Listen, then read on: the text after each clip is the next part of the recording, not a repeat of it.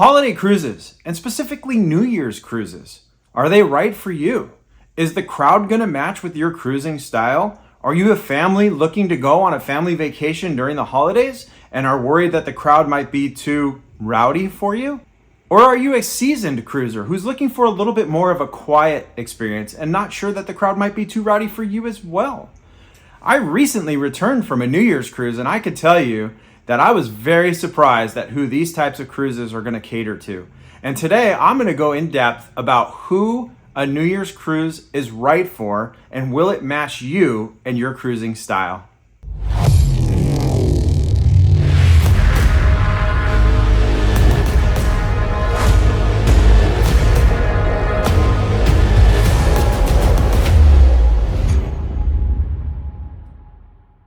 I just returned from the most amazing 9-night New Year's Eve cruise, and I'm excited to be back here with you guys. Hey, I'm Joe from Just Out Exploring, and I want to share with you my thoughts about this New Year's cruise and how it's going to match with your cruising style, and is it something that you should book in the future? Remember, this was a bucket list cruise for me. Should it be a bucket list cruise for you? One of the things that was my preconceived notion of a New Year's cruise, especially of one of this length, was that the age demographic was going to skew towards an older crowd. I thought for sure that we would be sailing with a crowd that was able to take off a little bit more vacation time, may not be skewed as young, and the liveliness of the ship may not be there. And I got to tell you, I was wrong. This ship was packed with every age group, from seasoned cruisers to school kids, from 20-somethings to 40-somethings, from families to singles. This ship and this sailing had it all. And I was very, very impressed from day one, from the original sail away party. Day one, I was impressed with the energy that the cruise passengers brought to this sailing. When we were walking around the ship, getting acclimated, exploring, looking at all the new things, seeing what was going on, the crowd felt a little bit subdued. It felt a little low energy. I thought to myself, like, wow, this is kind of meeting the expectation of what I thought this cruise would be. Older demographic, looking more to relax. The energy wasn't there. There wasn't a lot of people wandering around. And as the day went on, I just kind of kept getting that vibe. But when Sail Away Party came, boy, was I wrong. The Sail Away Party was packed with just people that were looking and ready to have fun.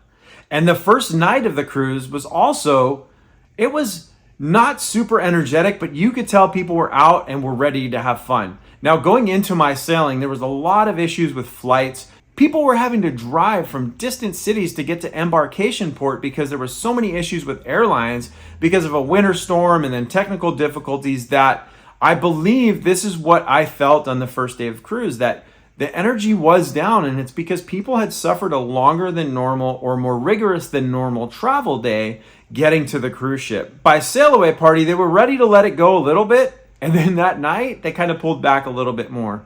But I got to tell you, on New Year's Eve, we were in Coco Cay. We were there, I was on the Odyssey of the Seas. The ship next to us was the Freedom of the Seas, and I got to tell you, the party started that afternoon. We went down to the swim-up bar. We spent hours at the swim-up bar. After exploring the island, we just kind of parked ourselves there. The DJ was pumping the best tunes, and the energy at the swim-up bar and the dance, quote-unquote, dance floor was there. Everybody was there to have a good time. Freedom of the Seas was sailing a 3-night New Year's cruise, and we were, again, on our 9-night New Year's cruise. But the combining of those two energies made for just such a fun party day. As a matter of fact, people were having so much fun on the island and in the pool that both ships left late. There were stragglers to get back on each ship because people were just into the groove that much. But I also want to say that contrasting how much energy and excitement was happening at the swim-up bar and where the DJ was playing, if you flanked the pools and went to the far ends of each pool, it was a relaxing atmosphere. There was other people and families there just having fun, swimming in the pool, having conversations, enjoying the sun. If you went out to the beaches, it was the same thing.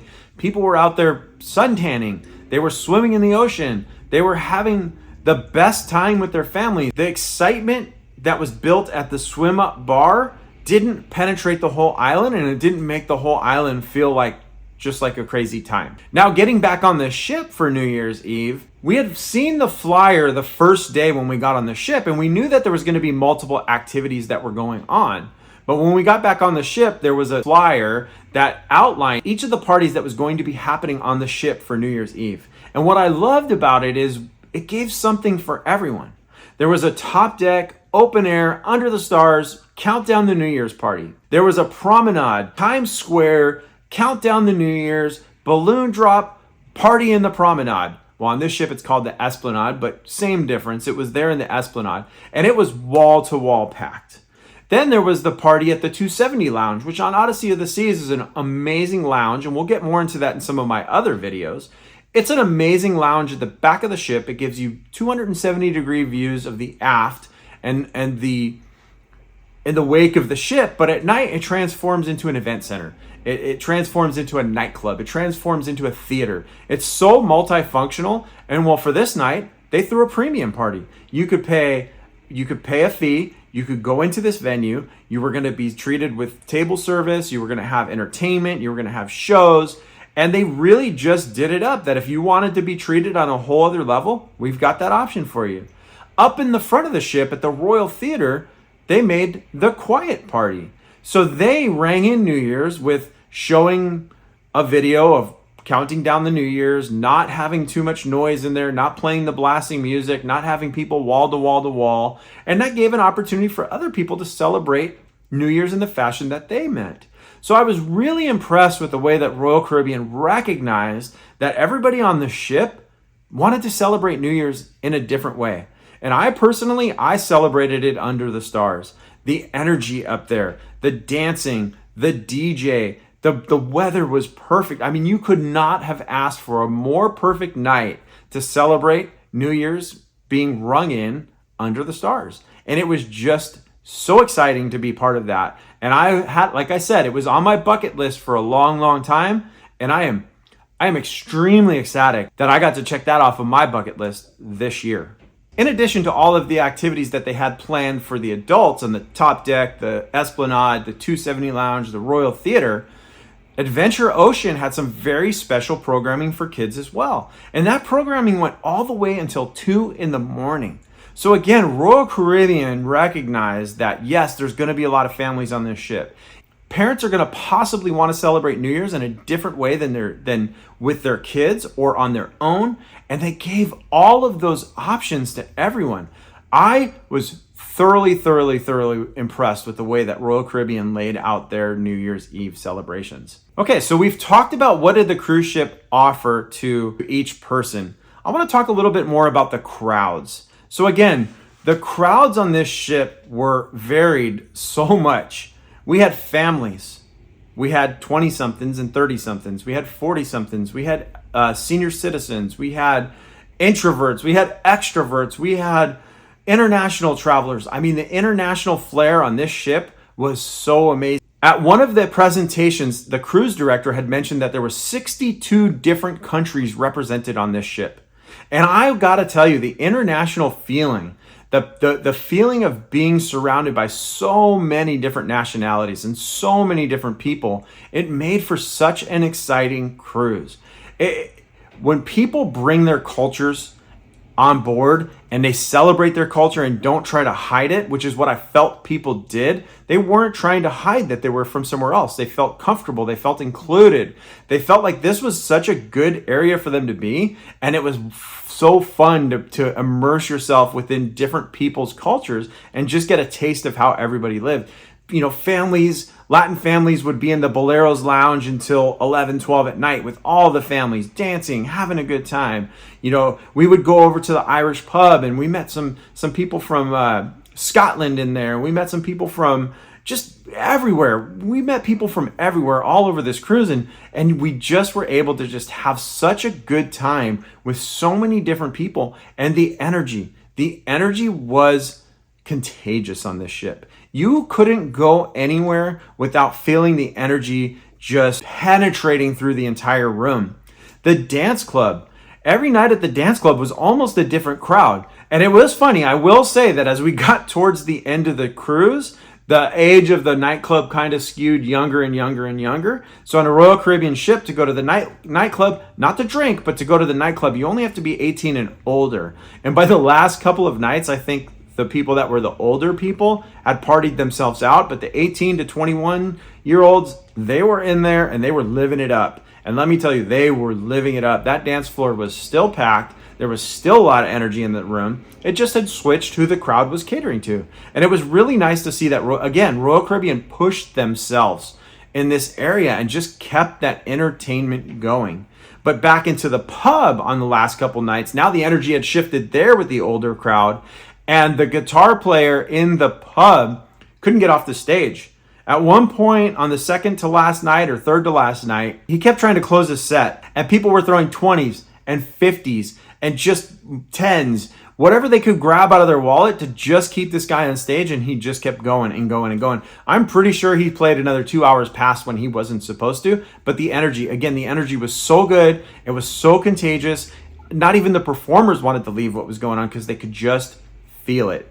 Now, I've never been on a New Year's cruise before this one, so I can't compare if this was based on the ship, if this was based on just the crowd that was on this ship, if that's going to be what you experience on another one. But I can tell you, having been ported aside Freedom of the Seas, the energy that came off that ship definitely matched the energy that was on our ship. And I was even more impressed with our ship because we were in it for the long haul. Coco Cay was the first day. We left Fort Lauderdale on Friday. We were in Coco Cay on Saturday, and the energy was there. And we all knew we had a long one ahead of us. Freedom of the Seas only had 2 days ahead of them. They were done. They were going to celebrate New Year's. It was a short party cruise, but their energy and our energy were matched, and it was really cool. So now we're going to get down to it. Who is a New Year's cruise right for? And I got to tell you, it's right for everyone. Royal Caribbean and other cruise lines, I've watched some other videos out there and seen some other people's posts and seen what was going on the other ships. They do it right. Celebrating New Year's on a cruise ship, surrounded by so many people that share the same interests as you, that are looking for just a good time, that are out there celebrating and living their bucket list items, that's where you want to be. And whether you're a seasoned cruiser who's an elder who wants some quiet time but still wants to be on a cruise, you hit the solarium. You can hit the Royal Theater while they play the quiet party. You can sit at the coffee bar. There was so many places to escape. The 270 Lounge was serene almost every single day, unless there was like a performance going on. It was just the place to go and relax. And I know that every cruise ship on every cruise line has that spot for you. But if you're the family who wants to take your kids on a cruise and you're worried that they're not going to have a good time, don't worry about that. They're going to have a blast. Every single kid that I saw on this trip that was with their family, by day 2 or 3, they weren't with their family anymore. And these kids were being good. Yes, there was some running around the halls. Yes, there was some kids being kids. But for the most part, these kids were having a blast. And again, Royal Caribbean does a really good job. And all the other cruise lines, I don't want to keep saying Royal Caribbean, all the cruise lines, they do a good job of keeping the kids where they need to be, filled with activities. On the Odyssey of the Seas, they had the Seaplex. And so they had sporting events and bumper cars and laser tag and all of these different activities, and it has video games there, but it also has the sports bar. So parents were able to sit up there while their kids and their teens were playing in the sportsplex, and it just kept people together without having to be on top of each other. If you're the single person that wants to go cruise, do it. New Year's cruises are awesome. There was so many opportunities to meet so many other people. There were singles on our cruise. There was plenty. There was plenty of people that were looking just to meet other people and have a good time. You know, and my prediction or my guess would be that if you went on a shorter cruise for New Year's, that number would be even greater. You would be with people that were just looking for a weekend away for the New Year cruise or for the few days that New Year's was going to pass over, and they just wanted to go have a blast. And when you're on that situation where everybody around you shares your interest, you can't go wrong. You really cannot go wrong. And I saw that all over our cruise ship. So now we know who a New Year's cruise is for. Who's it not for? The only people that I could think that a New Year's cruise is not for is someone that is not looking to have a good time on a cruise. Or let me rephrase that. It's not that they're not looking to have a good time on a cruise, but they're not looking for that high energy party atmosphere, even if it's in the background while they're able to go find the serene things that they want to do. They don't even want that in the background. If you're someone who just wants the entire ship to be chill, this isn't the cruise for you. The cruise had a lot of energy. Loud DJ by the pool, lots of people up and dancing, lots of people interacting, lots of people mingling, lots of people just having a really, really good time, and it was not quiet and serene. Again, you have to know what you're looking for. If you're looking for quiet and serene and you don't even want the noise in the background, this isn't the cruise for you. If you're looking for quiet and serene and don't mind the noise in the background, this is the perfect cruise for you, because the energy level is going to keep you up. And like I said, it's contagious. It's going to get to you. All right, guys. Well, those are my tips about a New Year's cruise. I hope you found this helpful. If you have found this helpful, please give me a thumbs up. Let me know that you liked my video. Share it with someone who's been thinking about a New Year's cruise or thinking about a holiday cruise. Share this information with them. Let them know that there's someone out there that's experienced this and they're sharing their thoughts. And if you haven't yet subscribed to my channel, please give me a subscribe. Hit that little notification bell so when you know when my videos are coming out. And this way we can keep in touch with each other. And please leave some comments below. Tell me if you've been on a New Year's cruise. Have you experienced this? Have you done this before? Is this something that you want to do but haven't done? I'd love to read your comments about whether the New Year's cruise has been right for you, not right for you. And I just want to thank you guys all again. I'm Joe with Just Out Exploring, and I look forward to seeing you guys again real soon.